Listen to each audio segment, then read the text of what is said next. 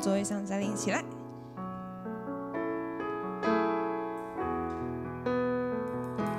主，你是卑微转为尊贵，世上心流泪转为笑颜，患难生忍耐，忍耐生老练，老练生盼望，盼望不知羞愧就没有失望，心中充满盼望，心中充满盼望，盼望使眼睛明亮，道路虽崎岖，你与我同行，心中充满盼望，盼望使信心刚强，信靠每一句应许，生命充满亮光，生命充满亮光。哈利路亚！各位弟兄姊妹平安。我们一起来敬拜我们的神，邀请我们一起来掌声，我们献给我们神最大大的敬拜。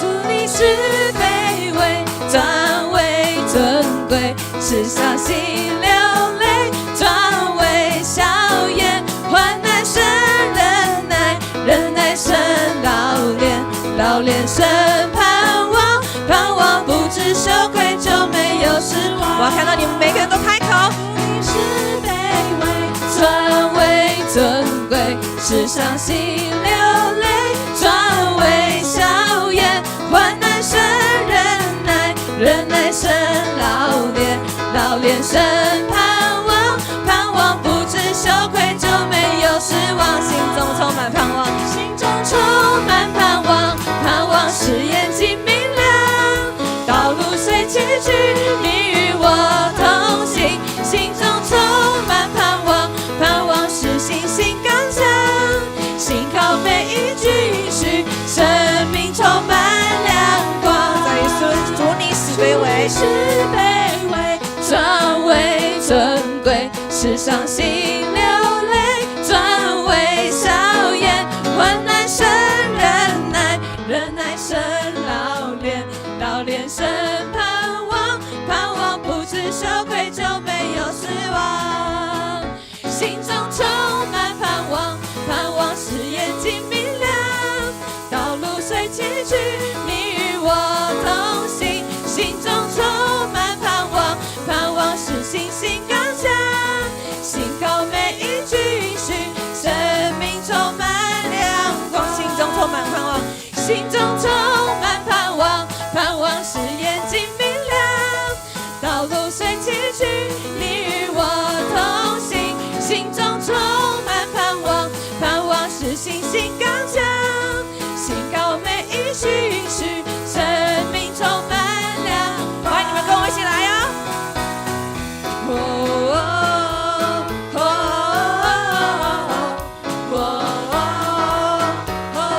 继续一起来。开门口。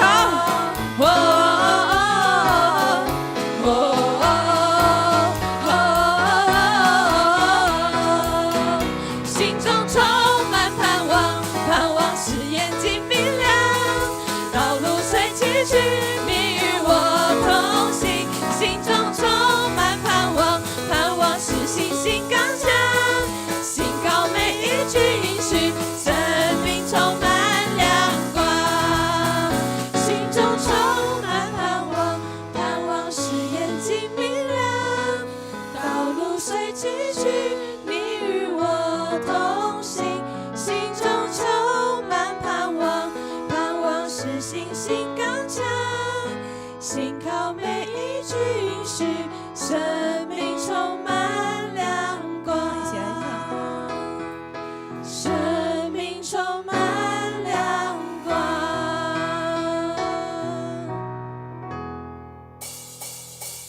哈利路亚！让我们再次呼喊耶稣的名，阿们吗？让你们活力唱出来好不好？有一位真神，我们一起呼喊耶稣的名。有一位真神，他名字叫耶稣，他来到这世界上，救赎你。生命的意义尽在这福音里，只要你开口呼喊耶稣，耶稣是生命，耶稣是生命，一切问题的解答。耶稣是生命，耶稣是生命，一切黑暗的亮光，将忧伤变为喜乐，将惧怕变为力量。耶稣是永恒唯一的盼望。打开你的心，我们一起来敬拜，我们再次从头来唱。有一位真神，他名字叫耶稣，他来到这世界上，为要救赎你。生命的意义尽在这福音里，只要你开口呼喊耶稣，一起呼喊耶稣的名。耶稣是生命，一切问题的解答。耶稣是生命，一切黑暗的亮光，将忧伤变为喜乐，将惧怕变为力量。耶稣是永恒唯一的盼望。耶稣是生命，一切问题的解答。耶稣是生命，一切黑暗的亮光，将忧伤变为喜乐，将惧怕变为力量。耶稣是永恒唯一的盼望。一起来呼喊哦。耶稣，耶稣，耶稣，耶稣，欢迎你们，耶稣，耶稣，耶稣，耶稣，耶稣，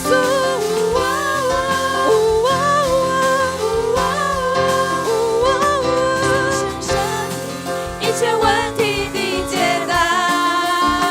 耶稣是生命，一切黑暗的亮光，将忧伤变为喜乐，将惧怕变为力量。耶稣是永恒唯一的盼望。耶稣是生命，一切问题的解答。耶稣是生命，一切黑暗的亮光，将忧伤变为喜乐，将惧怕变为力量。耶稣是永恒唯一的盼望。将忧伤变为喜乐，将忧伤变为喜乐，将惧怕变为力量。耶稣是永恒唯一的盼望。我们将掌声献给我们的神，哈利路亚。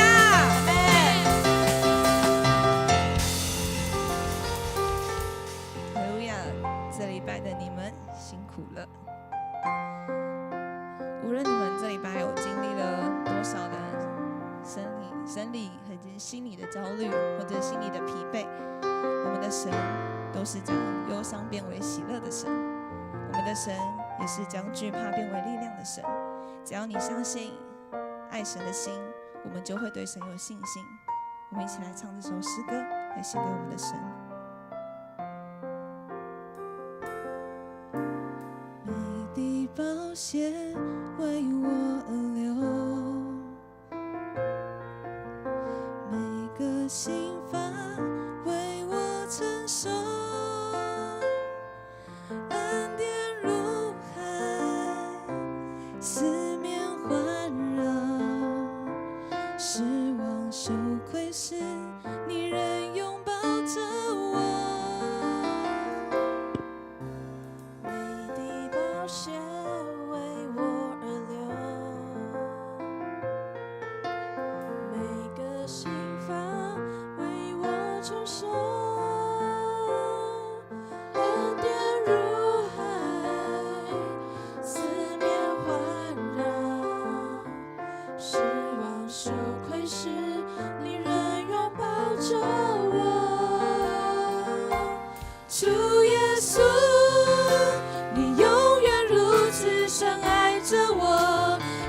架上钉痕的手，告诉我你永不放弃我。主耶稣，你永远如此深爱着我，不论是生命或死亡，或苦患难逼迫，都不能叫我与你爱隔绝。打开你的心，我邀请神进入到你的心中。我们再次从头来唱的时候，一起来开口。你的宝血为我而流，每个心房为我承受，恩典如海，四面环绕，失望羞愧时，你仍拥抱着我。主耶稣，你永远如此深爱着我，十架上钉痕的手，告诉我你永不放弃我。主耶稣，你永远如此深爱着我，不论是生命或死亡，或苦患难逼迫，都不能叫我与你爱隔绝。何等长阔，何等高深，天离地多高，你爱多浩大，无法测透，永远无尽头。我要张开双手来领受。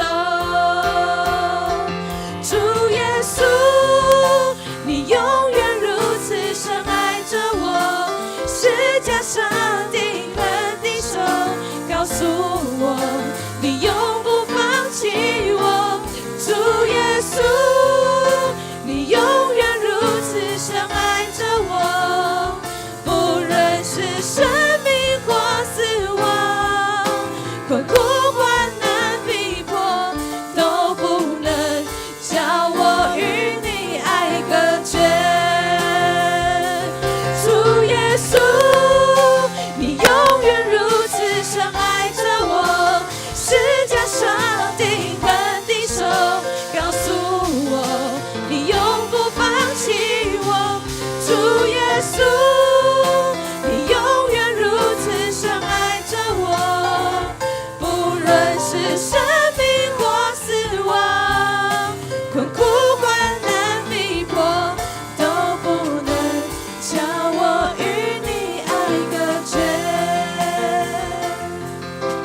何等长阔，何等高深，天离地多高，你爱多浩大，无法测透，永远无尽头。我要张开双手来，我们要张开双手来领受，一起来宣告。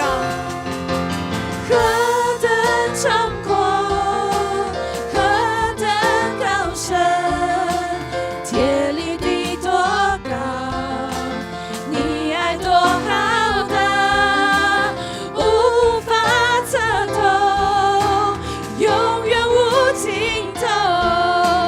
我要张开双手来领受。主耶稣，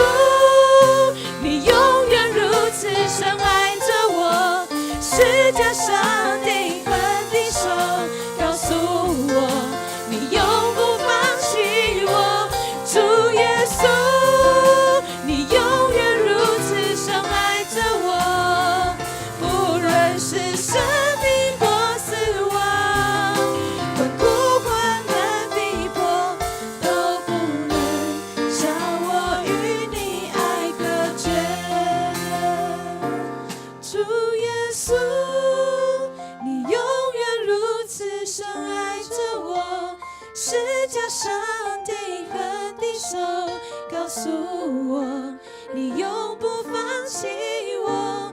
主耶稣，你永远如此深爱着我，不论是生命或死亡，困苦患难逼迫，都不能叫我与你爱隔绝。一起轻轻的来唱。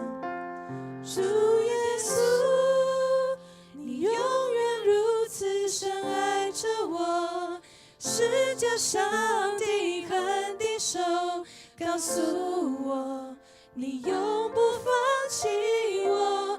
主耶稣，你永远如此深爱着我，不论是生命或死亡，困苦患难逼迫，都不能叫我与你爱隔绝。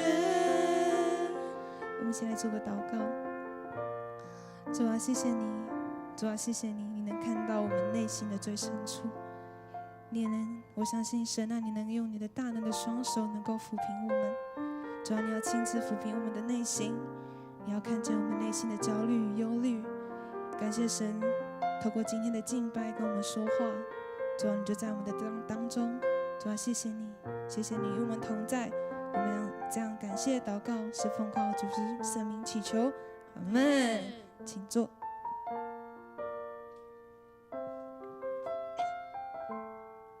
我们今天要来举行圣餐。好，那圣餐是每一位基督徒来到耶稣来到上帝的施恩宝座，来领受耶稣基督所为我们预备的宝血和他的身体。好，所以圣餐是为每一位基督徒来预备。好，那在圣餐当中，最重要的就是我们要用信心来领受。所以欢迎每一位属于上帝的儿女，你已经接受了洗礼，成人的洗礼，或是已经接受了坚信礼的弟兄姐妹，你可以一起来享用主的身体。那如果你还没有接受洗礼，或是你曾经有小儿洗礼，但是还没有坚信礼，那在我们长老教会，我们是请你先暂时不要来领圣餐，等到你确定明白洗礼圣餐的意义之后，然后你在上帝还有众人面前，来告白你的信仰，把这份信仰变成你自己的，那我们再来领受圣餐。在圣经当中，耶稣说，凡劳苦担重担的人可以到他面前来，因为主耶稣他要为我们卸下一切的劳苦愁烦还有重担。当主耶稣在被卖的那一夜，耶稣他举起杯来说，这个杯是用我的血所立的新约，你们每逢喝的时候当纪念我，当如此行，为的是纪念我。而耶稣他也在圣餐当中，他对众人说，这个饼是为众人所舍的，你们每逢吃这个饼的时候当如此行，为的是纪念我。耶稣告诉我们一件事情，就是我们每次要领受圣餐，要做纪念耶稣的功课。好，所以我们一起说，纪念主耶稣。主耶稣要我们纪念的就是他的身体，像是这一块饼一样。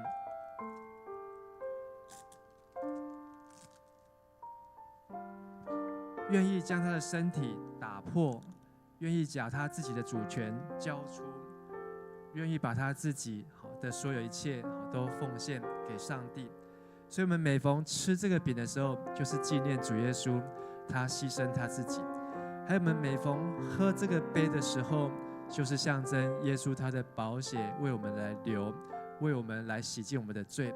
所以我们每逢吃这饼喝这个杯，为的是要如此行来纪念他。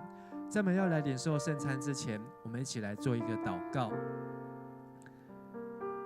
亲爱的天父上帝，我们感谢你，让我们今天能够在礼拜当中聚集，并且来守圣餐。也感谢你，让我们能够明白知道圣餐的意义。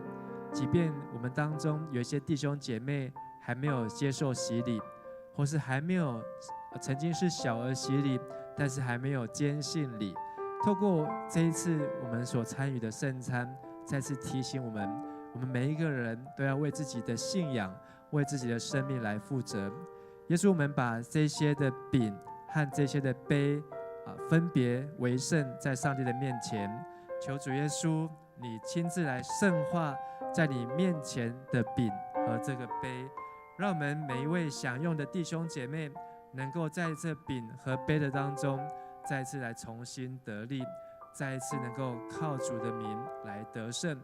主同时也把我们的软弱，把我们的疾病，把我们的缺乏交托在上帝的手中，求上帝你亲自与我们每一位弟兄姐妹同在。我们如此祷告祈求，奉靠主耶稣基督的名，阿们。耶稣说，这个饼是为我们众人舍的，你们每逢吃这个饼的时候，应当要如此行，为的是纪念他。这个杯是主所立的新约，你们每逢喝的时候，应当要如此行，为的是纪念他。我们请我们的家生长老来分饼，然后同时我们也请我们的书成长老来分杯。所以我们待会你会拿到，你会同时拿到一个饼和一个杯。如果你还没有洗礼，请你或是还没有坚信礼，请你暂时先不要拿。所以当你拿到饼和拿到杯的时候，我要邀请你先一起来做一个祷告，为我们自己的罪来向主耶稣来认罪，为我们自己的软弱向主来承认。如果你还没有受洗，你也祷告，求上帝帮助你，帮助我，让我能够早日的来接受洗礼，成为上帝的儿女，成为上帝的儿女。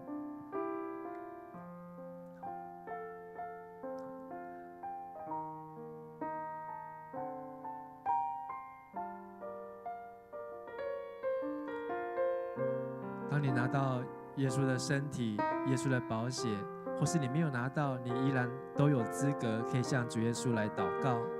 让我们安静我们的心，再次跟着耶稣来祷告。在我们的身上，是不是有什么样的软弱？是不是有什么样的缺乏？是不是有什么样的疾病正在缠绕着我们？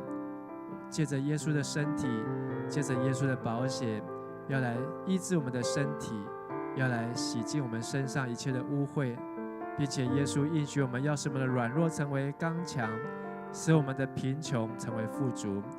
今天晚上，不论你有没有拿到这个饼、这个杯，都是你可以跟耶稣祷告的时刻。今天晚上是一个你可以借着耶稣基督大祭司坦然无惧来到上帝的施恩宝座前的时刻，借着上帝的同在，借着上帝他道成肉身，让我们能够领受神所要赐给我们的应许。所以你可以轻声，或是低头，或是开口，为自己、为你的需要、为你的生命来向神来祷告。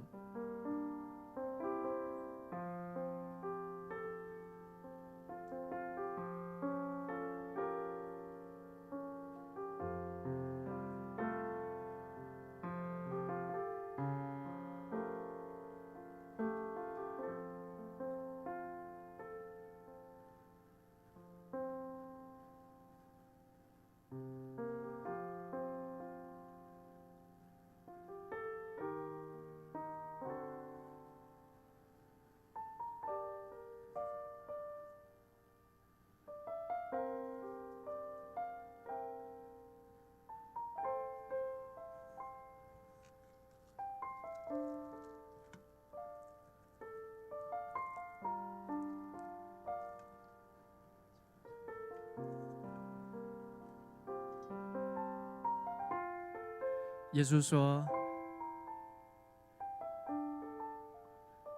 还没有人没有拿到圣餐，好，路山是不是？哦，还有安典，好，那来我们这边后面还有，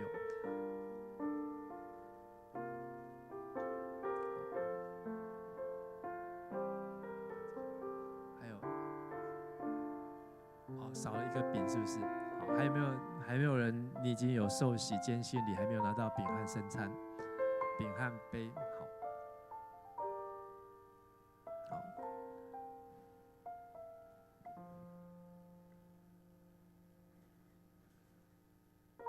耶稣说：“这是我的身体，为你们众人舍的。你们每逢吃这个时候，应当如此行，为的是纪念我。”好，让我们一起来享用主耶稣基督的身体。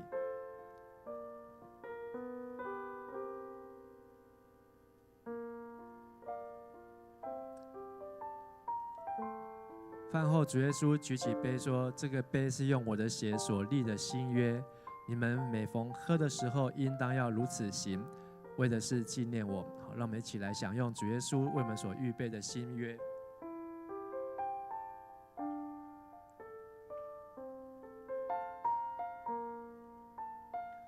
你们每逢吃这饼、喝这杯，应当如此行，为的是纪念我，直到主再来。求主耶稣帮助我们，在他来之前，我们都能够成为耶稣基督所钟爱的儿女。我们再一次来祷告。亲爱的天父上帝，我们向你献上感谢，因为你让我们纪念你，耶稣如何为了人来牺牲自己，愿意为了众人，为了罪人，愿意来上十字架，也让我们纪念你，我们能够成为一个施比受更为有福的人。透过今天晚上我们在这边所领用的主耶稣的身体和主耶稣的宝血，让我们的身心灵都得到洁净，得到医治，得到健壮，也让我们的家庭，让我们的人际关系都能够得到兴旺和祝福，并且能够看见主耶稣你与我们同在，直到耶稣基督你再来的日子。我们如此祷告祈求，都是奉靠主耶稣基督的圣名来祈求，阿们。好，那我们可以把我们的这个杯子，好，可以传到旁边，由我们的同工好来收取好这些的空的杯子。我们要来读今天晚上的经文。好，今天晚上的经文是记载在希伯来书第11章第1节到第6节。好，那我要邀请我们的弟兄姐妹，我们来读这6节的经文。那我要请弟兄来读单数节，好，请我们的姐妹好来读双数节。好，那我请我们的弟兄好一起来读希伯来书的第11章第1节。好，对，从上一章。那请同工来按。好，请弟兄请。好，再一次。我们的弟兄好像没有吃饭的感觉。好，那请弟兄好来读希伯来书的第11章第1节，请。信就是所望之事的实底，是未见之事的确据。得了美好的证据。我们因着信就知道，诸世界是借神话造成的，这样所看见的，并不是从显然之物造出来的。亚伯因着献祭于神，比该隐所献的更美，因此便得了称义的见证，就是神指他礼物所的见证。他虽然死了，却因这信仍旧说话。以诺因着信被接去，不至于见死，人也找不着他，因为神已经把他接去了。只是他被接去以先，已经得了神喜悦他的明证。姐妹，人非有信就不能得神的喜悦，因为到神面前来的人，必须信有神，且信他赏赐那寻求他的人。我们在上个礼拜好的分享，透过希伯来书，我们分享了在行善上面要卓越。好，行善呢，是我们每一个人都要立志行善。好，但是怎么样在行善上面能够卓越？好，上礼拜牧师分享，好，就是我们在基督教宗教改革500年来，好，我们就是要学习人人皆祭司啊。好，所以跟你旁边的弟兄姐妹说，我们都是基督的祭司，我们都是基督的祭司。祭司代表呢，我们是因信称义，就是我们通过基督的身体，就是我们来到了教会。而祭司呢，也代表我们要因信成圣，好，要学习圣洁 holy 的生活，好，而我们要去照顾社区人的需要。祭司呢，也代表我们有这个因信要得荣啊，就是我们要把基督的身体建立起来。好，透过教会最小的聚会单位，好 DNA 就是我们的小组。所以只要有2个人、3个人在聚会，那就是一个基督的身体，就是一个 DNA。所以红色这3个字，因信称义、因信成圣、因信得荣，哪一个字重复出现3次？好，因信，好，就是因着信，好，这个因着信呢，也可以说 through， 好，经过这个信心，我们就可以跟上帝有好的关系，正确的关系。因着信，我们就可以成为圣洁，在上帝的眼中，我们不再是一个坏蛋，不再是一个 dirty， 不再是一个污秽的人。因着信，我们就可以来到上帝的施恩宝座前，能够进入到上帝的荣耀。所以信心重不重要？很重要。跟你旁边的弟兄姐妹说，信心很重要。问题是，我们的信心都建立在不同的地方。请问你对你自己有没有信心？好，会说有的好，你就比较有信心。你没有马上说的好，我们就可以感受到你对自己不一定有信心。但是你为什么对你自己有信心呢？可能因为你觉得长得自己比人家高，长得自己眼睛比人家大，好，可能你的五官外貌比别人漂亮，或是你比较会念书，你的口才比较好。你的信心建立在哪里？建立在这些看得见的事情上面。你的信心是建立在过去从国小、国中、高中、大学起来，你念书好，你考上的学校，你的信心是建立在这个上面。但是信心不是建立在眼睛看得到的事物上面。好，再说一次，信心不能建立在眼睛看得到的事物上面。好，记得住吗？好，跟旁边人说一次看看。信心不能建立在看得到的事物上面。过去这个礼拜呢，牧师收到一则 line， 好，这则 line 呢，好，就是看到是个影片，打开之后呢，看到一个像我今天穿这样子，好，天主教的神父，好，然后在一个教堂里面点烛，好，这个点烛之后呢，这个烛呢就从这个祭坛的中间就往上之后呢，就变成一只被火点着的飞鸟，然后就从教堂里面就飞出去呢，就飞到教堂外面的广场，然后在这个广场的下面那个柱子的下面又烧到上面，然后烧到最上面的时候呢，就射出去，哇，好几个火焰，好，然后就有开始火花到教堂的上面，然后就开始有喷很多的火花烟火。好，我不晓得你有没有看到这个影片。然后这个影片呢，后来它上面有一个标题，好，有一段留言说巴黎奥运的点火，好，奥运点火仪式，好，然后怎么样很特别。我看了之后就很开心，然后做什么？就分享出去啦，好，就跟我的家人啊，跟家族的群组啊，就分享，哇，赶快有这个巴黎奥运点圣火开始啦，好，然后我们就不用第一时间我们就可以看到这么特别的圣火。就到了隔天，好，有人告诉我说，好，这个是假的，好，这不是真的巴黎奥运的点火。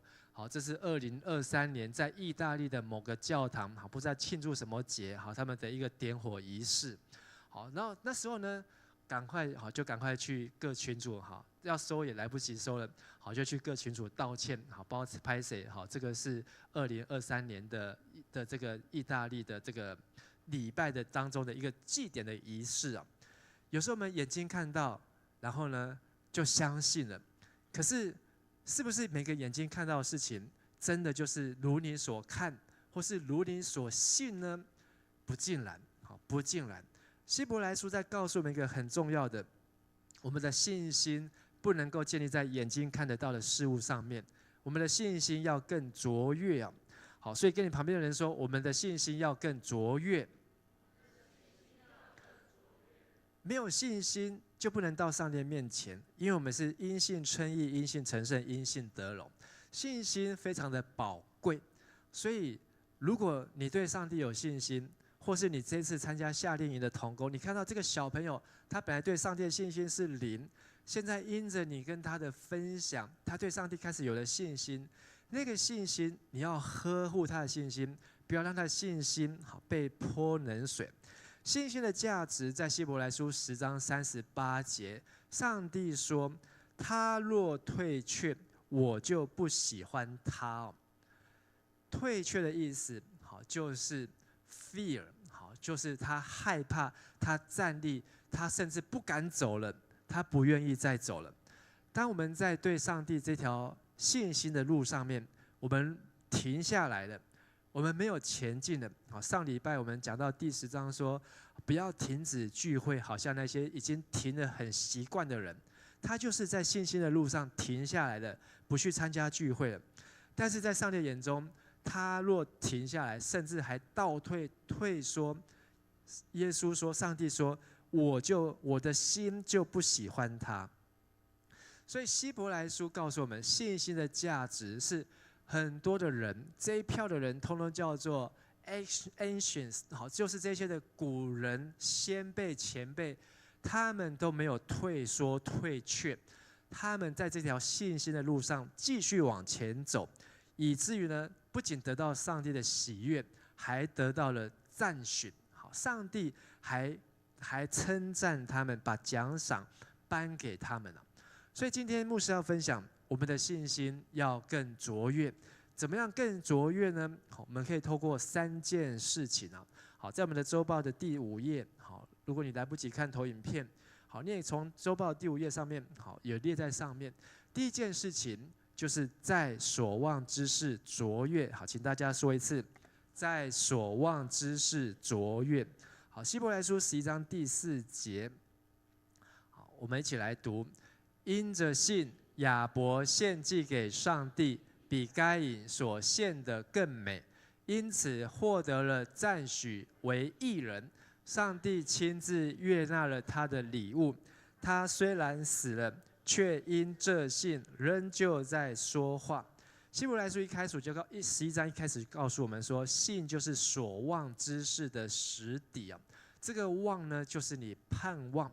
可能我们都盼望很多的事情，好，你盼望在今年你能够考上更理想的学校，你盼望在今年的暑假当中，好，你可以去打工赚钱，存到一笔钱，你盼望呢能够在今年的圣诞节收到一个很特别的生日礼物，很多的盼望。但是这些盼望呢，好的实底就是从我们的信心哦。那在圣经当中，他告诉我们一个例子，这个人叫做亚伯。亚伯是谁呢？亚伯就是亚当的小儿子。亚伯一个哥哥叫做什么隐？该隐哦，让大家的圣经程度还不错。好，亚当有一对儿子，好，哥哥叫该隐，弟弟叫亚伯。当这对兄弟有一天，好，哥哥都在做务农的，都在耕种；弟弟呢都在放羊的，在做畜牧。有一天呢，他们都想到他们要献礼物给上帝，所以哥哥呢，好，他就从他的菜园农场当中带了各种好，可能有红椒啦、青椒啦，好，带了很多五花好这个七彩的蔬果好来献给上帝。弟弟呢，好，他也带了他的牧的这些羊群、牛群的动物当中呢，他也带来献给上帝。可是弟弟呢，比哥哥更用心，好，因为圣经说，这个弟弟亚伯呢，他带来的礼物当中，他是把头生的羊，就是第一胎生出来的小羊，好，第一胎不是第二胎的，带来，而且还献上羊的脂油，好，最珍贵的部分，他带来献给上帝。哥哥没有说，好，但是哥哥可能就是找了很多，但是呢，圣经却说，上帝看中了亚伯，就悦纳他的祭物，他献的礼物。上帝没有看中该隐，就没有看中，中就是中义的中中奖的中，没有看中该隐的献祭啊。为什么弟弟的礼物被上帝悦纳？好，这个悦纳就是上帝好，他这个2个哥哥弟弟各筑了一座祭坛。上帝悦纳弟弟，上帝可能是用火好，然后自己从天降下，就把这些祭物烧掉，好，然后烧成灰，烧成烟，上帝就悦纳他的礼物。但是哥哥的呢，这些蔬果呢还摆在那边，好，可见上帝没有收去，上帝没有悦纳。因为弟弟比哥哥对上帝更用心，也更有信心，他相信上帝，所以上帝就喜悦他。可是呢，弟弟呢，哥哥呢没有被接纳，所以哥哥就生气。所以过了几天，好，或是过了几个小时之后，哥哥和弟弟2个一起外出。好，哥哥呢就嫉妒弟弟，然后怎么样？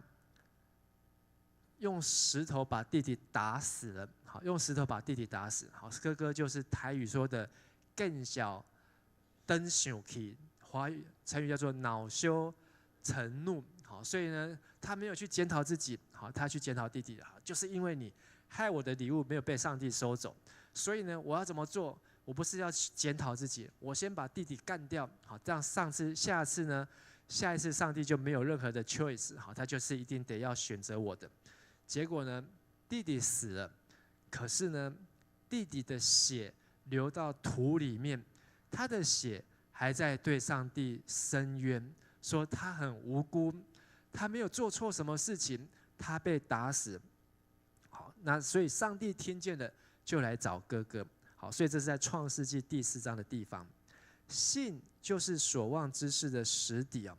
所以亚伯虽然死了，刚才圣经，他虽然死了，但因这信，亚伯还在跟上帝沟通说话。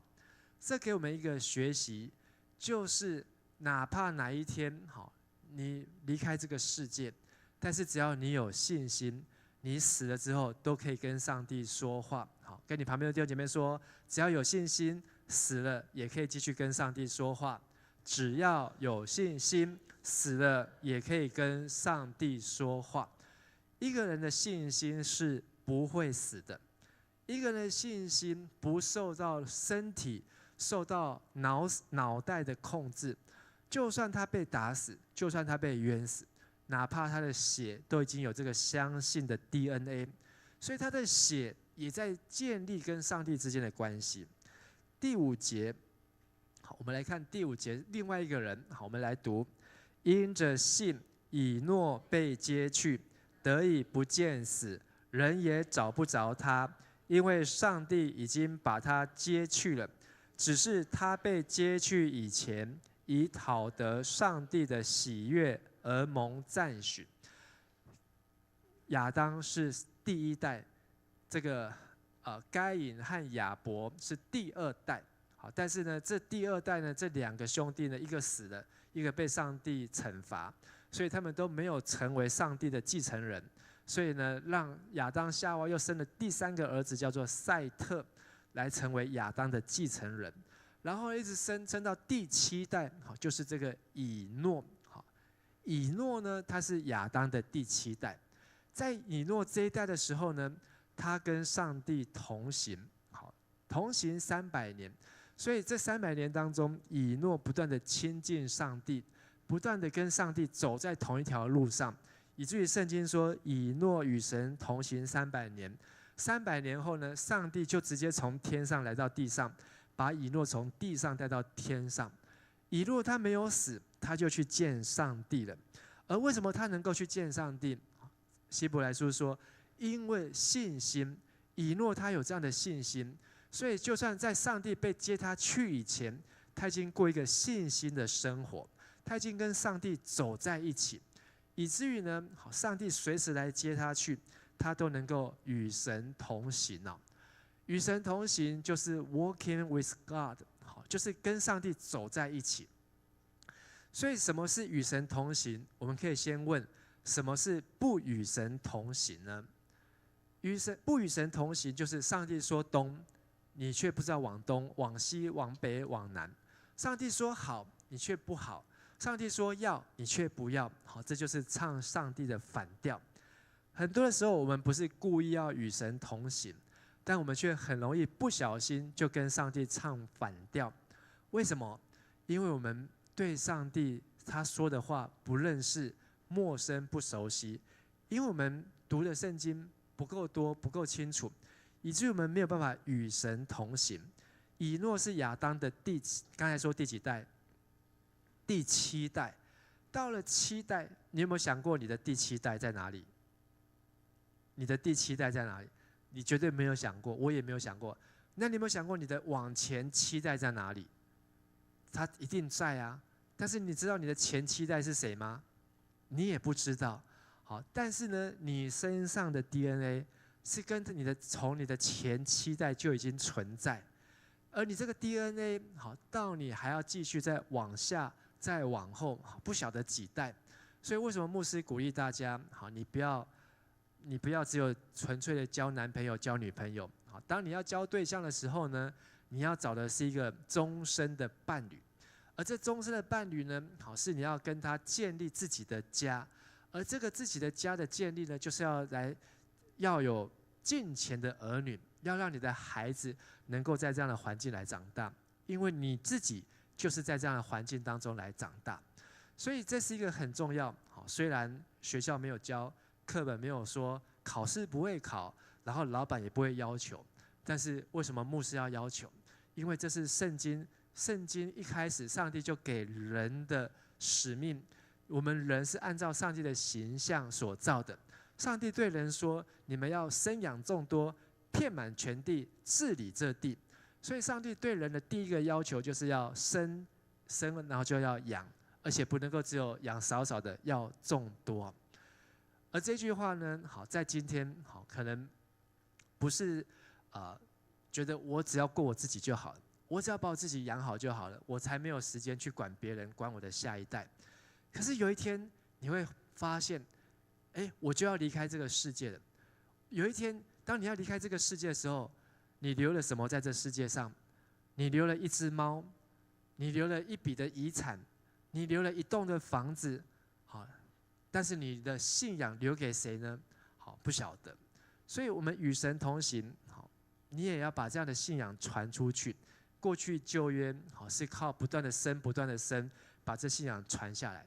可是到了新约，是不断的传福音，把这样的信心带给别人。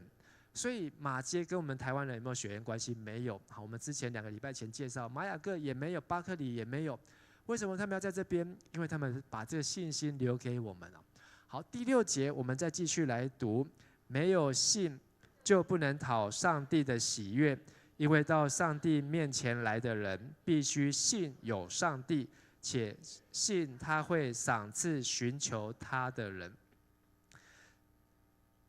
讨上帝的喜悦，就是要透过信心。而信心呢，让我们知道怎么样与神同行。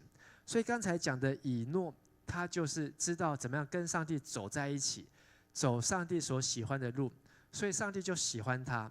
你有没有喜欢过一个人？你有没有喜欢过一个孩子？你有没有喜欢跟谁当朋友？你有没有喜欢在打篮球的时候、打棒球的时候，喜欢跟谁同一队？为什么你会喜欢他？因为你可以跟他不用太多的沟通，他想的、他做的，你很快就知道。以诺跟上帝的关系也是这样，上帝不用开口，以诺就知道上帝要做什么；上帝不用说话，以诺就知道上帝要什么。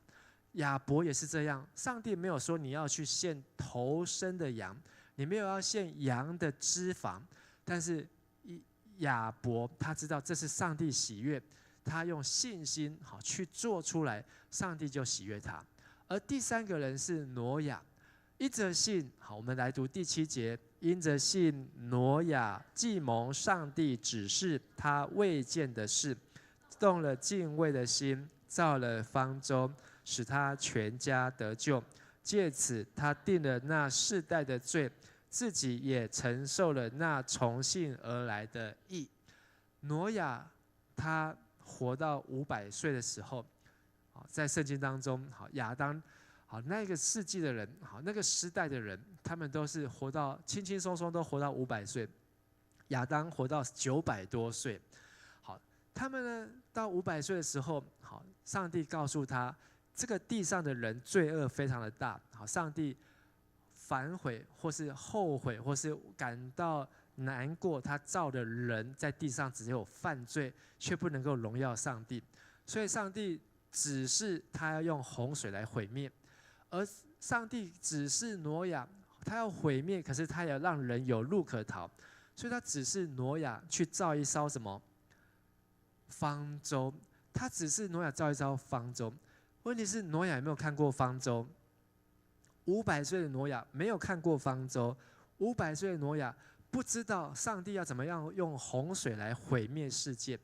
可是呢，挪亚却因着信心，就来做这样的事情。不仅自己做，还把他的妻子也找来做，然后也把他3个儿子找来做，然后3个媳妇也找来做。做多久呢？如果他从500岁开始接受这样的指示，到他方舟盖好，然后他还到处去宣传，赶快，上帝要用洪水毁灭世界。唯一的方法就是进入这艘方舟当中，你就不会被洪水淹死。如果你没有进入方舟，你就会被洪水淹死。但是有没有人相信？没有人相信。有没有人进去？没有人进去。最后上帝说：没有人进来，你去找所有的动物，好，7公洁净的7公7母，不洁净的就是1公1母，把他们通通都带进这艘方舟。然后呢，上帝这一艘方舟盖好的时候，门关上来的时候呢，挪亚几岁了？600岁了，好，就花了100年。挪亚花了可能接近100年的时间，去造了一艘，这艘到底是能不能够开，能不能够浮起来，到底不能有作用的方舟，100年的时间，好，大概占掉他人生的1/9啊，好，占到他人生的1/9。好，我们不要算100年，我们就算你人生的1/9。如果你可以活到90岁，把你人生当中10年去盖一艘船，你要不要？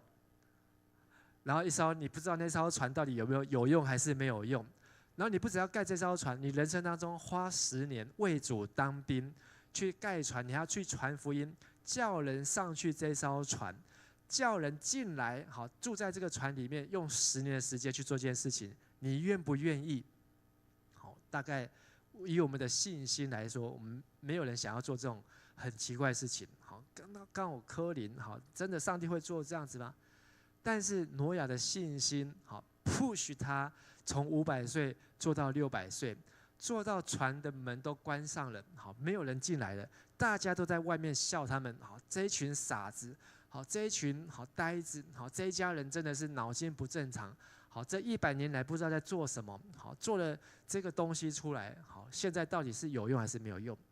可是呢，就在上帝的时间，好，那个时间。果然下雨了。在挪亚下雨之前，圣经说，上帝地上从来没有下过雨。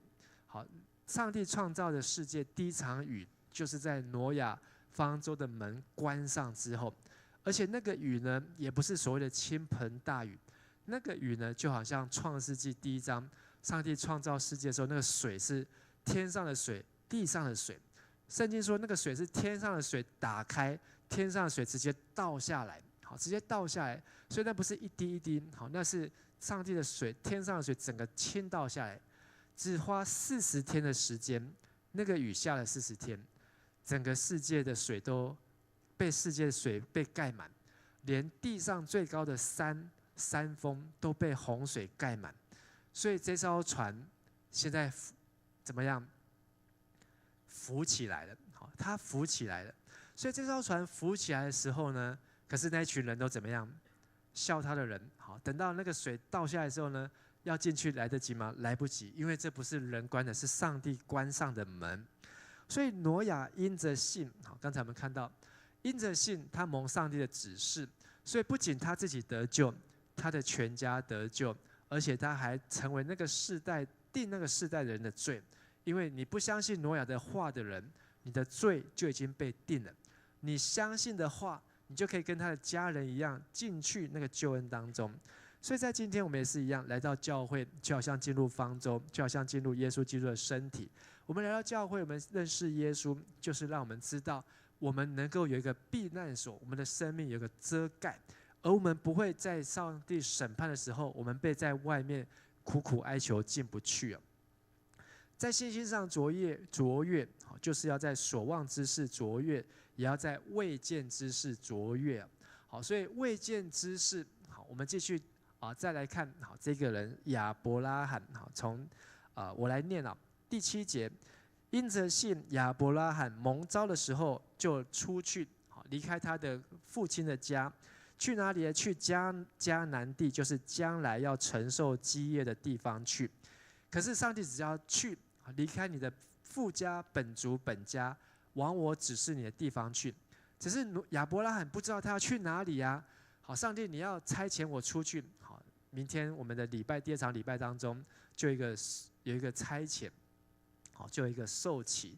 这个差遣你们都知道要去哪里，好，就是差遣你们去迦南教会，好的成为夏令营的同工，在接下来的5天当中，好，你们要在这个地方好来做服事。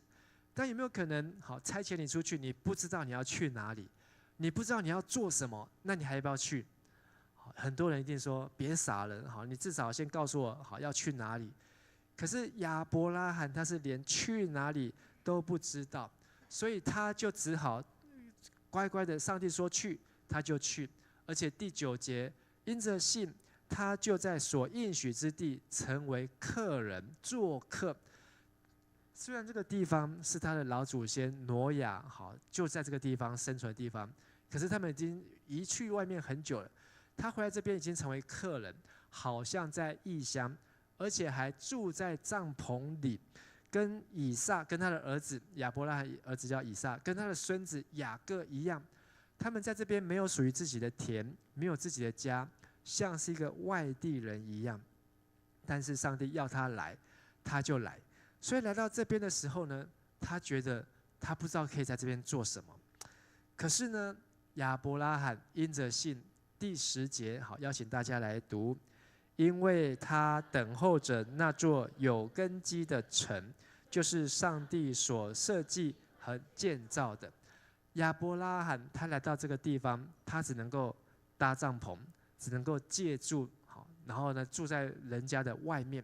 可是他的目标不是来这边搭城。上帝对亚伯拉罕说：“你要去，我要把这个地赐给你。你现在借住是人家的地方，可是将来这个地方会成为你的地方，这个地方会成为属于你、属于你的子孙、属于你的后代。”亚伯拉罕他因为相信，他就行动，他就在那个地方采取行动。所以他后来在这个地方终于买到一块自己的地。如果我们在读创世纪的话，你会知道那块地不是拿来种田的，那块地也不是拿来养牛养羊的，那块地是拿来做什么的？埋葬他老婆的地。他买到的第一块地是一块坟地，是一块坟地，而且他是被人家敲竹杠用天价买下的那一块坟地。可是呢，他也花钱，他也买，所以那块地的地主是亚伯拉罕。他出来的时候叫亚伯兰，后来要生儿子之前被改名叫亚伯拉罕。到他儿子生出来，到他老婆死掉，他叫做亚伯拉罕。可是这么长的时间，他从75岁到他130几岁，他才买到这个地，将近60年的时间。可是这60年的时间呢，他一直用信心在相信上帝的话。不仅是亚伯拉罕，甚至他的太太，他等住的是一块有自己的地，可以在这边建立起自己的家园，而且是有根基的城。今天我们去以色列，去到圣地，这都是亚伯拉罕的后裔。不管是穆斯林、犹太人、阿拉伯人，都是亚伯拉罕的后裔啊。他们就在那个地方来生活，他们都信奉同一个老祖宗，就是亚伯拉罕。所以上帝给亚伯拉罕的应许的确真实，到今天都还发生。今天你去，你可不可以买下以色列的地？买不到。巴勒斯坦地买不到。这些这个迦南美地你买不到，因为这都被亚伯拉罕的后裔都已经占据了。而亚伯拉罕他的后裔成为那块土地的主人啊。而后面讲到他的老婆撒拉，撒拉自己也过了生育的年龄。一个女孩子几岁以前可以生？40岁。也有人超过40岁，45岁也可以生。能生不能生，就在于你有没有月经。如果你还有月经，你就有生。但是月经都停了，那月经停了，就是到了更年期，你就没有月经，代表你有卵子嘛。你有卵子，你就只要有精子，这样就可以成为受精卵，就可以生小孩。所以大概更年期会在55岁左右，女孩子就停止了生育的能力啊。而撒拉，现在圣经翻成撒莱，撒拉自己呢也过了生育的年龄了，55岁她早就过，她老公都已经90几岁了。而撒拉呢，她也已经80、90岁，可是呢，她还是相信应许她的那一位，就是上帝说的话是可信的。这个我们要回去读创世纪，但是不是我今天的重点，所以我只能够快速的告诉你。后来上帝他带了2个人来拜访亚伯拉罕夫妇，然后在一个很热的下午，亚伯拉罕马上去接待他，然后那个3个人其中一个就跟亚伯拉罕说，明年的这个时候你会生一个孩子。他的老婆亚伯拉罕在后面帐篷后面偷听到，就在那边偷笑，说我都已经老了，老娘真的是老娘了，怎么可能生小孩？我的月经早就已经断了，好，不知道断了几十年了，好，不可能，我等于是一个快要死的人。可是呢，那前面3个客人说，你的老婆为什么在后面偷笑？好，然后他说我没有偷笑，撒拉说我没有偷笑，上帝说有，你的确笑了。上帝还告诉他说，因为你笑，所以你的儿子呢就叫做笑，好，叫做以撒了。以撒的意思就是笑，好，就是笑，好。所以那一天亚伯兰被改名亚伯拉罕，撒拉被改名撒来，连他的儿子的名字都取好。他们就相信，现在重点来了，亚伯拉罕跟他的老婆2个人怎么怀孕的？隔空怀孕，圣灵感孕，好，或是呢用想的，好，还是呢用吃符咒，好，喝符水，他的老婆肚子就怀孕了。他们是按照一般的男人、一般的女人的方式进行受孕好的这样的方式，这就是信心。一个99岁的人，好，跟一个90岁的女人，他们要在这么老的时候还要这么拼吗？我们要拼一个儿子来拼拼看，结果他们真的拼了，所以隔年那个儿子就生出来。我刚才讲的，太太这么老，老公在这边也很老，3个人其实就是神，带着2个使者来到他们的家拜访他们。但是呢，他们把上帝的话听进去，那种不可能听进去的话，他们也听进去了，结果他们也去遵行，所以隔年他们就抱了一个孩子。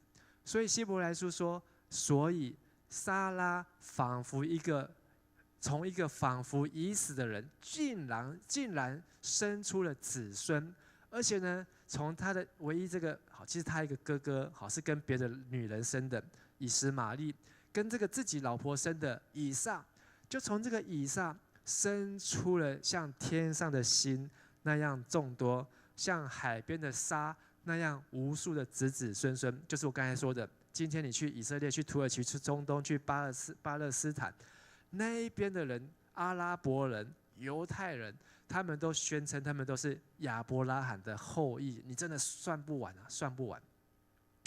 而这一切的呢，好，就要回到一开始亚伯兰85岁的时候，亚伯兰第一次好相信上帝是75岁，上帝说你离开，不要再住在这个外邦人乌尔2河流域，你要回去你的老家，他就去了。回去他的祖先的老家，那个地方早就被人家占走，他只能在那边当客人。可是他一待也待了好几10年。可是有一次85岁，上帝要他到外面帐篷看星星，说：“你看到这些星星了没有？看到了，你的孩子将会像天上的星星这么多。”亚伯兰信上帝，上帝就以此为他的义。他用看的、用想象的，强迫自己去接受，结果真的这个事情虽然过了好几10年后才发生，可是他的信心出来了，他跟上帝的关系就正确了。所以让信心卓越，在所望之事卓越，也要在未见之事卓越。最后，我们要让自己成为信心的古人哦。好，对你旁边人说，我们要成为信心的古人。好，我们没有人会说自己是古人啊，我们都会说自己是现代人。但是呢，你不认为自己是古人，但是呢，很快你就要做古了。很快呢，下一代好就会出来，下一代呢就会说你是老人，好，然后呢再下一代出来就说啊你比老人还要再老，好，然后等到你真的断气的时候，你就成为古人。信心呢，让我们知道我们自己都要做古；信心让我们知道我们都要成为古人。希伯来书的11章13节，好，我们一起来读：这些人是至死有信心的人，他们并没有领受到上帝所应许的，可是从远处观望，心里欢喜，又承认他们在世上不过是异乡人和旅客。至死都有信心哦，因为他已经预备好自己要做古，去预备好自己要去见上帝。所以这里这些信心的古人呢，好，他们有3件事情。第一个，他们是存着信心到死，而且到他死的时候，他都还没有看见那个应许的事情发生。什么事情发生呢？好，虽然挪亚看到了降洪水，虽然亚伯死的时候，好，他也至少看到上帝悦纳他的祭物。然后呢，我们看到以诺，他连死都没有死，他就被上帝接去到天上去了。可是我们有可能到死的时候，耶稣基督都还没有再来啊。我们有可能离开这个世界的时候，你都作古了，可是耶稣都还没有回来到这个地上，把我们带去天上啊。但是呢，他们却像是从远处在观望。不是只有看戏，而且他们心中是欢喜。耶稣，我愿意你来；耶稣，我等候你来；耶稣，我预备好你再来。而且承认我在这地上是客旅，是寄居的。在地上的家不会是永久，天上的家才是真正的永久。所以我在地上的信心是帮助我在天上可以活得更长更久。所以我们要在信心上卓越。就是你要至死，好，坚信不疑哦。好，前面这一句实在太难念了。怎样至死有信心的人？好，来跟你旁边的说说看，你要成为一个至死有信心的人。你要成为一个至死有信心的人。好，到死都是有信心的人啦。好，就是当你断气的那一天，你对上帝的这个信心没有跑掉。你对耶稣的这个期待没有跑掉，你还继续在等候这个更美的事情发生。所以卓越的信心就是从我们的嘴巴开始。好，跟你旁边的人说，另外一个人好，换不同人。卓越信心从我们的嘴巴开始。卓越的信心，为什么说卓越信心？我们来看第14节，说这话的人显然表示他们在替自己寻求一个家乡。第一个字是什么？说。我们从哪个器官来说？嘴巴。信心从哪边开始？嘴巴还是心？信心呢，是从你听见上帝的话开始。好，所以照理说应该是从耳朵。当你耳朵听见上帝的话，它进去到哪里？到你的脑里面。你的脑里面呢，它会有一个信念。这个信念呢，就会让你的心好为这个信念而活，它就成为我们的信心。可是这个信心可不可以只住在我们的心里面？不行，它要有一个出口，从哪边出去？嘴巴。你嘴巴说出来的话，要是信心的话。所以这一些人，他们的嘴巴都说过信心的话，就是在为自己寻求一个家乡。不管像是亚伯拉罕，不管像是挪亚，不管像是亚伯，他们都说要悔改，上帝要审判。以诺说要亲近上帝，要与神同行。挪亚说要赶快悔改。然后亚伯说我要把最好的献给上帝。他们都因为说而表现出他们的信心，而且不仅他们说，同时他们也不怀念已经离开了的地方，就是他们不会把他们的心一直留在地上。你会不会怀念你的幼稚园？怀念到一个程度，我不要去念研究所了，我要回去念幼稚园。不可能嘛，好，你当然我可以往上就往上。如果你觉得你今天在地上的家很棒，那你要羡慕一个更棒的家在哪里？在你结婚之后的家啦。好，我要鼓励你们。好，如果你今天觉得你家很棒，好，那我要祝福你。当你结婚之后，你的家会比你现在祝福的家更棒。好，帮牧师跟旁边人祝福一下，说你结婚之后的家会比现在的家更棒。你结婚后的家会比现在的家更棒。好，你要有这样的信心，你才会看得见，你才会真的去经历。但是呢，比你结婚的家更棒的是哪个家？你儿子的家。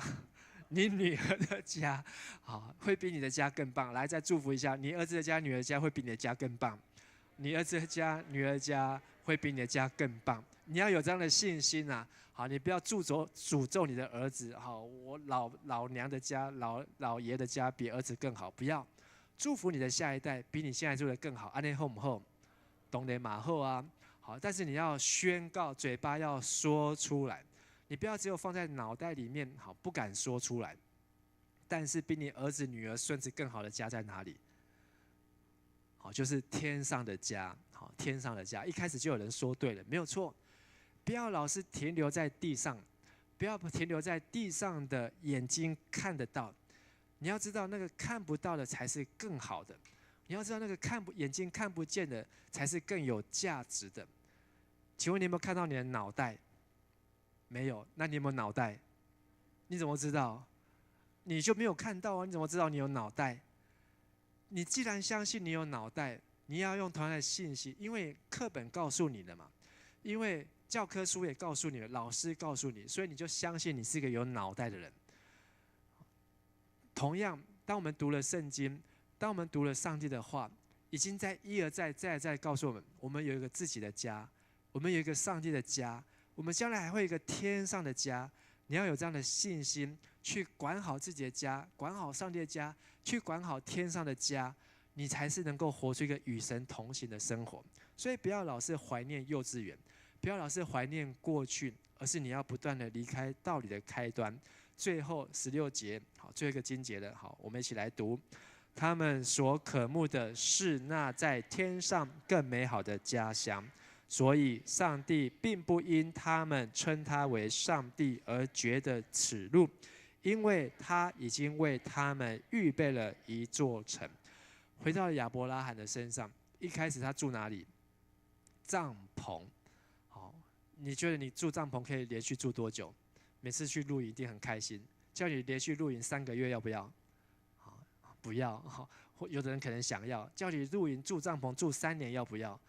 但是亚伯拉罕住帐篷住了可能是60几年呢，他从75岁就来到这个地方，然后在那边当一个客人，当一个寄居，到他130几岁、140几岁，老婆死了之后，他才真的买到一块地，才可以在这个地上面好拿个砖、拿个石头来搭自己的房子。在这个地方住那么久，可是他有一个信心，上帝要把这块地赐给我。也赐给我的后代，我跟我的后代可以在这边建立起自己的家。你有没有信心在桃园买到一栋房子？没有，我也没有。好，所以我们都一样。好，但是呢，我也不需要把这样的信心，把我的信心用在我要在桃园买一间房子。那为什么不能买台北的房子？为什么不能买东京的房子？好，为什么不能买夏威夷？我们这边有这么多夏威夷，为什么不能买夏威夷的房子？但是信心也不是只有用在这个地方，信心是要用在更有价值、更美的地方。好，当然你可以在桃园买房子是一个很棒的事情，我也鼓励你有信心。好，所以还是跟你旁边鼓励一下，你会在桃园买到个很棒的房子。信是从听来，当你听到这句话的时候，你的心里面就会判断，好，你相信了这句话就会进到你的心，进到你的心之后，它就会成为你的祷告。将来有一天，等到你真的在桃园买到房子的时候，就想到啊，在2024年的7月6号的晚上，陈牧师在这边宣告说，你会在桃园买到一个很棒的房子。这件事情果然发生。要有去帮助人做这样的宣告，帮助你自己，因为卓越的信心是从哪里开始？宣告开始，好，才能够卓越。你只有相信放在脑袋，相信放在心里面，相信放在眼睛，闭上眼睛里面。好，他一直没有一个出口，可是当你说出来，好，宣告我一定会考上大学，宣告我一定会嫁出去，我一定会娶到老婆，宣告我一定会做一个很好的爸爸、很好妈妈，宣告我一定会成为迦南教会的最年轻的执事或是最年轻的长老，宣告我将来会去成为迦南教会或者成为一个上帝所使用的器皿。我不要讲太多，因为我怕给你们太多的压力，不然我真的很想给你们一直宣告下去这样。好，可是呢，亚伯拉罕他宣告的是，我要在这个地方得地为业。上帝不只给我不是为我预备一个帐篷，上帝为亚伯拉罕预备什么？一座城啊！今天你去到耶路撒冷，那个叫做 Holy City 圣城，完全都跟亚伯拉罕直接的关系。上帝为他预备的城，到今天好是世人所注目的。而一切都是因为亚伯兰那时候还没被改名字，他就相信上帝，而这一连串的事情就不断的发生，不断的发生，早就超过亚伯拉罕他所能够想象的。所以，亲爱的弟兄姐妹，信心，你的说话代表你的信心。所以我要举负面的例子，什么是没有信心的人所说的话？没有信心的人，他嘴巴最常说什么话？对，不可能。没有信心的人最常说的就是不可能啊，骗鬼的啊，好，那我可能。一开始他听到，他第一个反应就是不可能，所以后面还没有戏可以唱。如果上帝呼召亚伯兰，你要离开，第一个说不可能啊，我爸怎么可能放我走？然后上帝告诉亚伯兰的老婆，你要生儿子，他也说不可能啊，好，我老娘才不干呢，好，我不可能跟我的老公去生小孩，我都已经这么老了。他如果一开始他就用这样子，后面就没有下一步。但是有信心的人说，在人不能，然后呢，在神怎么样？凡事都能。人来看是不可能，但是上帝是凡事都能。如果是上帝要做的，上帝就会成就。我知道我买不起这边的房子，但是如果是上帝要帮我买的，可不可能？可能啊，因为上帝是无所不能的上帝啊。好，你觉得自己嫁不出去，不可能啊。但是如果是上帝要把你嫁出去呢，搞不好明天就嫁掉了。好，如果是上帝要做的话，重点是你要宣告，重点是你的信心要一个出口，你要说出正确的话，你要说出合上帝心意的话，你的宣告就会按照你的信心来结合。你说我的数学这么烂，我高中读3年，我的数学已经烂到一个不行，我不可能数学成绩会进步，这就是什么？你的信心，也是你的宣告。可是如果你换一个宣告，虽然我的数学很烂，但是有上帝的帮助，我的数学会不断的进步，我的数学的成绩会越来越好，有没有可能？因为这是上帝要做的事情，所以你要把信心建立在看不见的上面。好，即便你的数学老师真的教得很烂，即便你们全班的数学成绩都很烂，即便你看到数学，你的眼睛就开始昏了，可是你要信心的宣告，而上帝就会开始动工，因为上帝早就有预备，就像亚伯兰一样。所以箴言说，生死在舌头的权下。你这是个舌头，人有几个舌头？一个舌头，这个舌头决定你的人生是生还是死。生死不是在你的爸爸妈妈，不是在你的老师朋友，也不是在你的老板，就在你自己的嘴巴。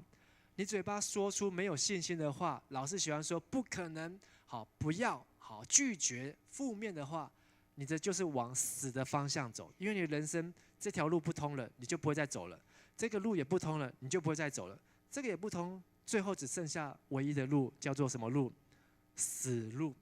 可是如果你用你的嘴巴突破，你知道你突破不了，可是说我不可能，可是上帝可以。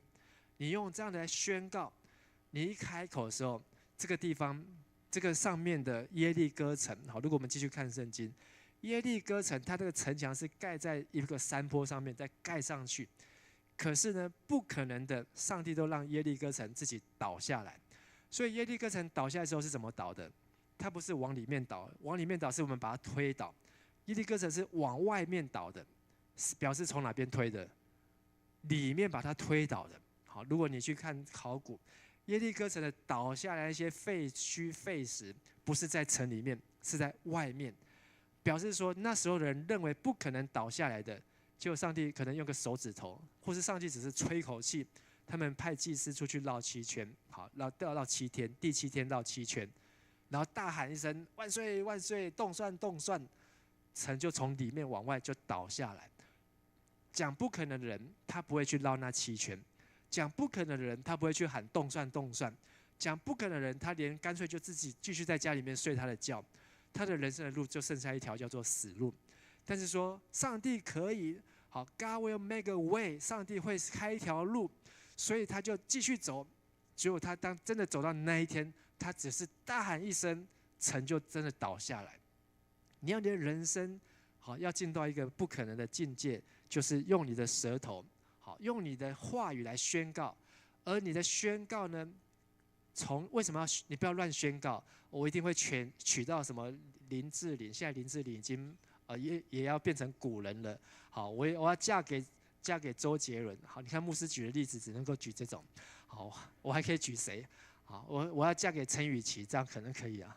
好，信心的宣告，但是不是宣告这种好，按照自己的情欲来宣告。你要信心，我要嫁给陈伟谦。信心的宣告，好是要寻找更美的事情，羡慕更美的事情。好，我要嫁给黄君毅，好，这样平衡一下。好，我要嫁给张木轩，好，对不起，木轩已经有女朋友了。好，嫁给阿黑阿拉尼，嫁给卡黑基里，好，这样平衡完了。好，信心的宣告，好，就是你要寻找更美的、更有价值的，而不要只有把宣告用在这些地上的短暂，不要只有用在陈允琪身上，不要只有用在黄金玉身上，用在伟谦身上。你要把这些的信心用在上帝的国度、上帝的产业当中。而信心的相反是什么呢？害怕。当害怕待得越久，你的信心就越容易消失，就被吃得越快。所以害怕就是信心的癌细胞。跟你旁边人说，害怕就是信心的癌细胞。癌细胞，你怕什么？你怕老师，怕考试，你怕上台，你怕说话，你怕蟑螂，你怕吃苦，你怕流汗，你怕什么？你怕，很多会让我们害怕的事情。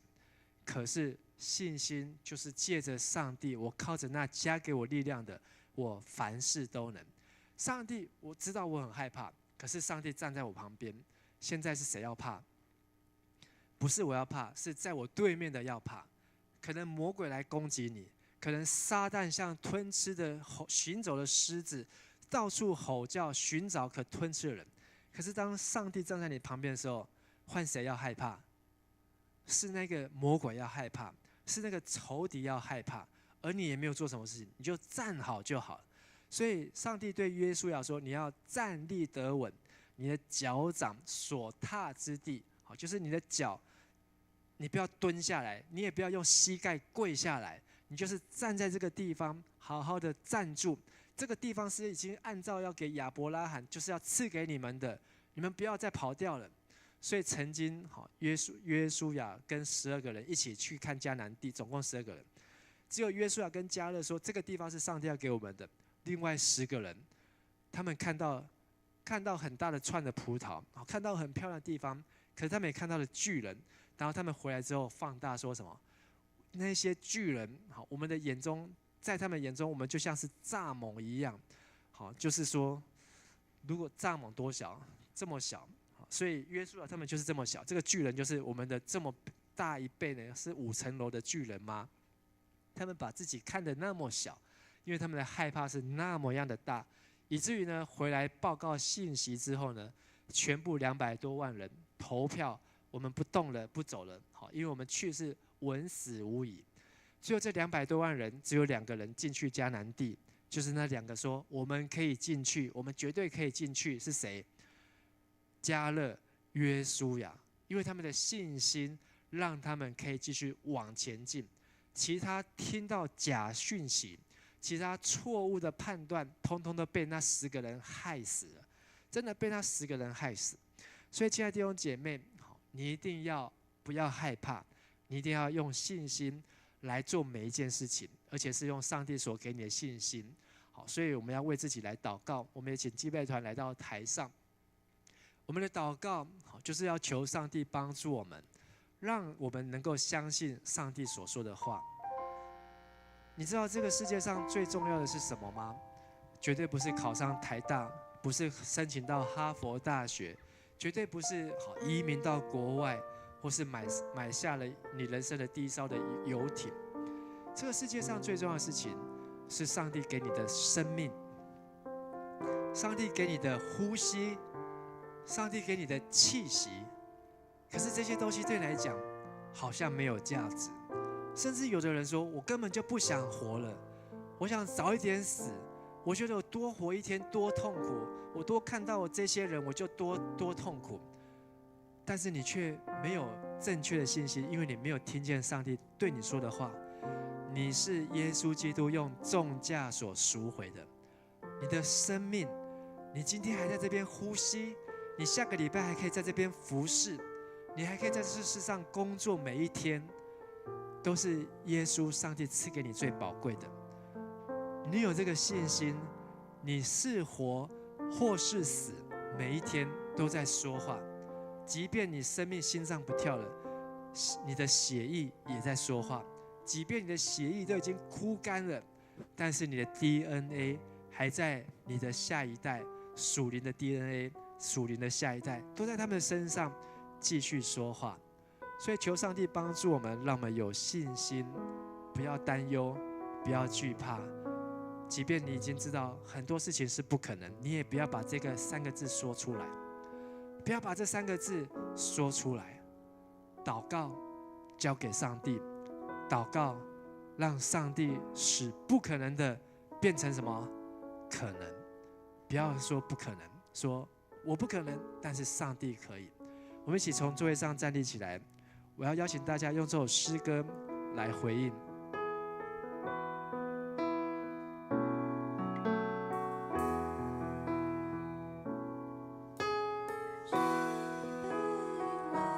专为尊贵，世上心流泪，专为笑颜，患难生忍耐，忍耐生老练，老练生盼望，盼望不知羞愧，就会有失望。我们从头再一次，心里是卑微，专为尊贵，世上心流泪，专为笑颜，患难生忍耐，忍耐生老练，老练生盼望，盼望不知羞愧，就没有失望。心中充满盼望，盼望使眼睛明亮，道路虽崎岖，你与我同行。心中充满盼望，盼望使信心刚强，信靠每一句许，生命充满亮光。心中充满盼望，盼望使眼睛明亮，道路虽崎岖，你与我同行。心中充满盼望，盼望使信心刚强，信靠每一句允许，生命充满亮光。心中充满，举起你的手来宣告，我的心要充满信心。道路虽崎岖，你与我同行。心中充满盼望，盼望使信心刚强，信靠每一句允许，生命充满亮光。信靠每一句，信靠每一句允许，生命充满亮光。再一次，信靠每一句应许，信靠每一句允许，生命充满亮光。哈利路亚！亲爱的天父上帝，感谢你再次让我们知道信心的宝贵，信心的重要。让我们不是用眼睛来看，而是用耳朵来听，听你的话语。让我们用心来昼夜思想你的意念，因为你的意念高过我们的意念，你的道路高过我们的道路。求你赐福你的话语在我们的心中，在我们的意念当中，让每一个孩子知道我们的命定。在我们生命当中最宝贵的就是有上帝的形象，最宝贵的就是有耶稣基督的生命在我们的里面。也让我们把这份宝贵的生命、宝贵的形象传承给我们的下一代，传承给我们的身边的人，传承给我们的朋友，让他们也能够领受自亚伯拉罕开始那极大的应许和祝福。也让我们的口说出信心的宣告，让这一切负面的话、不可能的事情不要从我们的口中出来，而是要说出赞美的话，说出信靠上帝的话，让我们借着宣告，使那不可能的要成为可能。我们要宣告，我们要在桃园要建立合神心意的教会，要建立基督的教会，要建立大能的勇士，要在桃园这个地方来成为一个荣耀神、高举十字架的地方。我们要宣告，在我们接下来1个礼拜的夏令营会当中，每一位年轻人都要被圣灵所充满，都要被圣灵所浇灌，都要成为上帝所重用的器皿。他们的一举一行，他们的所有的所作所为，都要来影响更年轻的生命，来影响这些的孩子，让每一个孩子都能够被上帝来得着。我们要宣告，我们所有的年轻人，所有的在做工作的社青，不论是单身或是有对象，他们都要进入上帝的命令当中，他们都要建立基督属于基督的家庭，是上帝所赏赐的家庭。我们要宣告，他们要在家庭当中生养敬虔的儿女，他们要教养属灵的下一代，他们要成为属灵的榜样，属灵的父母亲，他们要来成为敬虔的形象，要把上帝的祝福一代一代来传承下去。最后，我们要宣告，每位神的儿女要在课业上面来荣耀神，每一位神的儿女要在工作上面、职场上面来荣耀神。我们要宣告，每一位神的儿女都要在身心灵家庭上面来荣耀神，要在身体上面来成就一切，要因信称义，因信成圣，也要因信得荣。我们这样祷告祈求，都是奉靠主耶稣基督的名求，阿们。那我们拍掌，把荣耀归给上帝，哈利路亚，阿们。在你要坐下来以前，跟你旁边的弟兄姐妹说，你要成为一个大有信心的勇士，你要成为一个大有信心的勇士。好，请坐。奉献是基督徒感恩的表现，是一种感动，回应神的恩典，也是一种行动，为主圣工所用。接下来我们要预备我们的奉献。在这是因你恩典，我在这是因你慈爱，主耶稣，我如此感恩，都因你丰盛恩典。请起立。感谢耶稣，耶稣，耶稣，感谢耶稣，只因着你恩典，使我能为你活，我赞美你直到永远。亲爱的主耶稣，谢谢你让我们今天在这个晚上一同聚集在这边，领受圣餐，听你的话语。也谢谢你透过牧师的口告诉我们，信心是从宣告开始，从嘴巴开始。也求你带领我们学习如何说出信心的话，带我们进到天上的家。现在我们献上我们的时间、金钱，才能为主你圣工所用。求主悦纳。祷告是奉靠主耶稣的名求，阿门。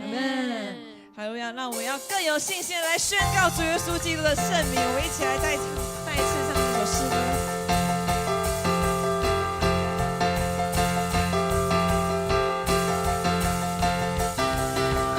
有一位真神，他名字叫耶稣，他来到这世界上，为要救赎你生命的意义。生命的意义，尽在这福音里。只要你开口呼喊耶稣，耶稣是生命，一切问题你解答。耶稣是生命，一切黑暗的亮光，将忧伤变为喜乐，将惧怕变为力量。耶稣是永恒唯一的盼望，耶稣是生命，一切问题的解答。耶稣是生命，耶稣是生命，一切黑暗的亮光，将忧伤变为喜乐，将惧怕变为力量。耶稣是永恒唯一的盼望。我们再用信心来宣告：耶稣是生命，一切问题的解答。耶稣是生命，一切黑暗的亮光，将忧伤变为喜乐，将惧怕变为力量。耶稣是永恒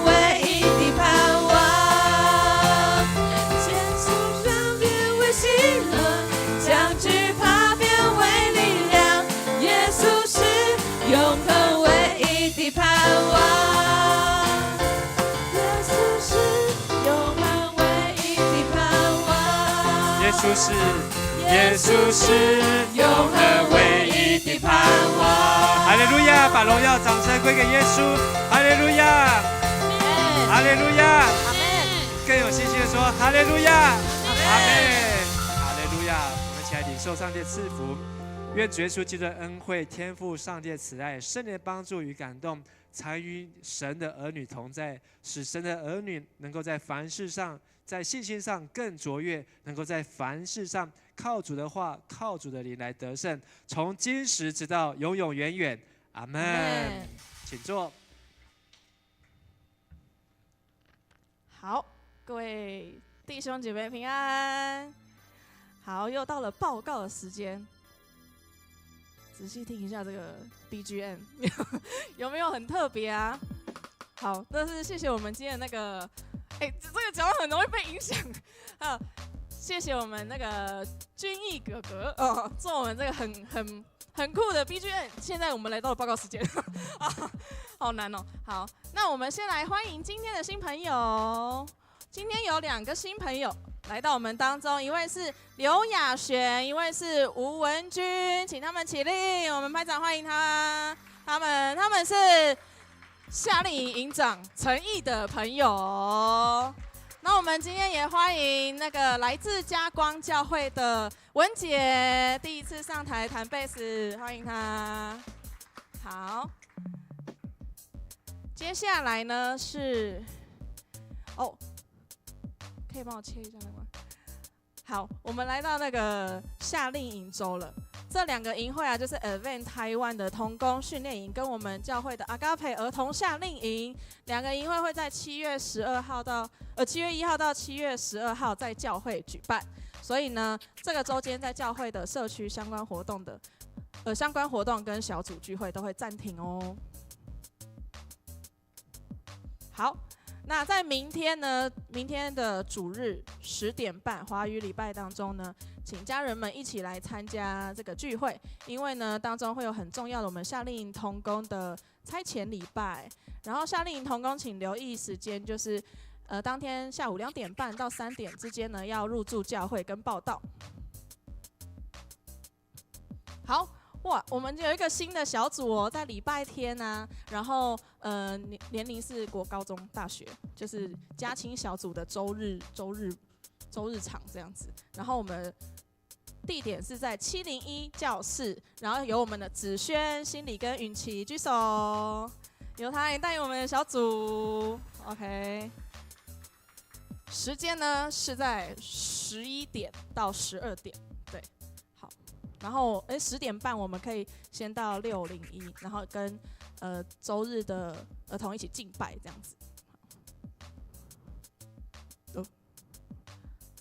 好哇，7月开始呢有一个好消息，就是呢每个月的第1周我们会颁发那个月的生日礼物给那个月的寿星。对，现在就来颁发请7月份的寿星起立。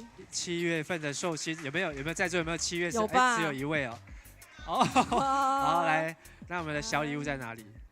请招待同工颁发寿星的小礼物。好，要拍照，代表来拍照一下。好，哇！那我们来这个为所有7月在周报上面这些7月寿星，我们一起来唱个生日快乐歌。让你来点，你要唱哪个版本？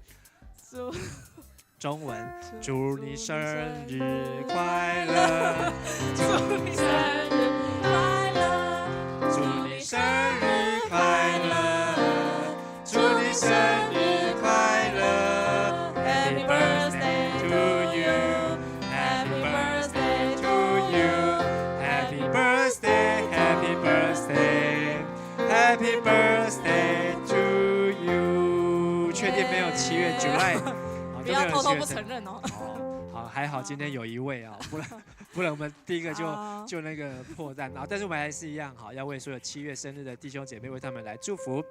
亲爱的天父上帝，感谢你带领我们在新的一个月份，也为在这个月份生日的兄姐、弟兄和姐妹们，为他们的生日献上感恩。因为上帝把他们带到这个世界上，是按照上帝的形象所造，你也赐给他们在这地上有属灵的同伴、属灵的家。也求你祝福他们在接下来这1年当中，能够经历在人生当中极大的突破还有成长。也祝福他们所到之处都有主的同在，让他们凡事兴盛，灵魂兴盛，正如凡事兴旺，正如他的灵魂兴盛一般。也愿上帝的话语、应许、祝福都在他们的心中，成为他们脚前的灯，路上的光。我们献上我们的祝福祷告，奉靠主耶稣基督的名，阿们。生日快乐！恭喜我们7月寿星获得了一个尴尬又温馨的时刻。好，那1到6月的寿星呢，是不是觉得自己太早出生？没关系，明年就轮到你们了哦，大家都有机会。好，再来是我们全国社青读经营，这个是长老教会总会办的活动，那是专门 for 那个社青的这个年纪这样子。那其实这几年呢，教会也有几个社青有去参加，像我就也有去参加，然后我觉得这个是一个很棒的营会，特别是给社青。如果你觉得平常都就是在忙于上班啊，然后服事啊，你根本没有一个好好的2、3天的灵修时间，你可以去参加这个活动。就会办在我们的族中，然后一次就会读完1卷书这样子，然后你会认识其他长老教会的社青，然后跟你一起读经，一起分享，然后晚上也会有一些讲座这样子，欢迎大家参加。好，我的音乐没有了。好，然后第2个也是这个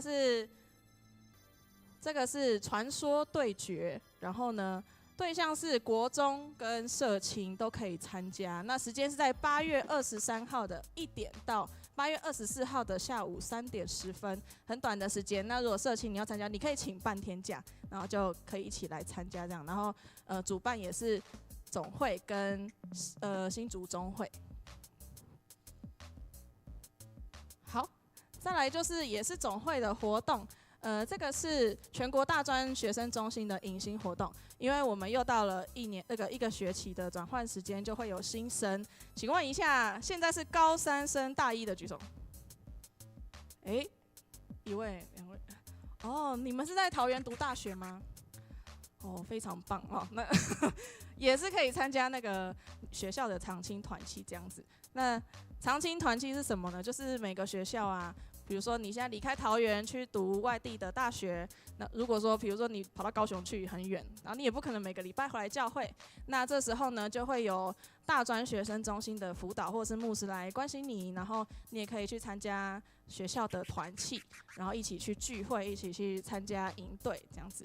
那如果有认识今年升大1的青年，然后想要邀请他去参加这个团契的话呢，也可以请洽敏媛组长哦。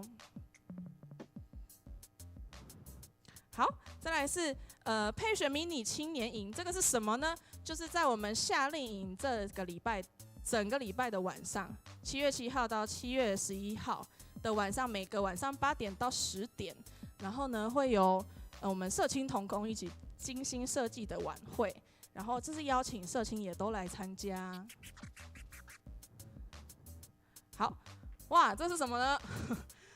大家听到这个 BGM 就是来自于这个很奇怪的活动这样子，有没有很奇怪？看到这个宣传图就知道吧。这个主办就是上次主办乒乓瘦肉粥这群人办的活动，所以就是会长成这样子。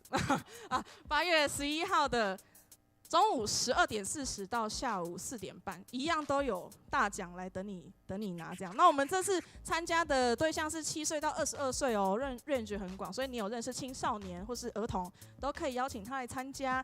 然后我们是代收代卖费100块而已哦。对，小1到大4 range 很广。然后呢，接下来有一个很特别的影片，要请大家专心看一下。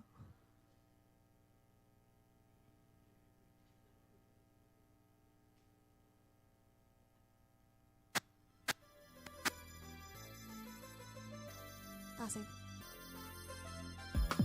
上次的乒乓瘦肉粥，大家的反应都还不错。也趁着暑假年轻人多，再搞个的活动。年轻人强度不能太弱，让他们早上5点起床，洗澡车洗到饱。我想在迦南教会为青年们办一场运动会，希望能能结合信仰福音好玩又不会太累。以上条件，请大家帮我提供一些意见。怎么办？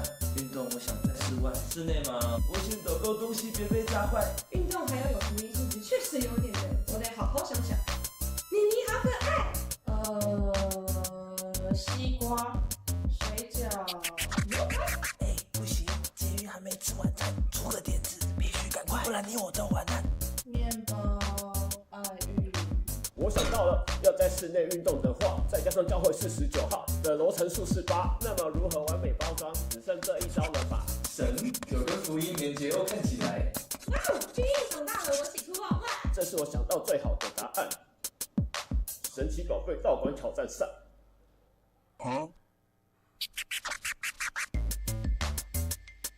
好，哇！看完这个宣传影片，有没有跟我们一样满脸问号？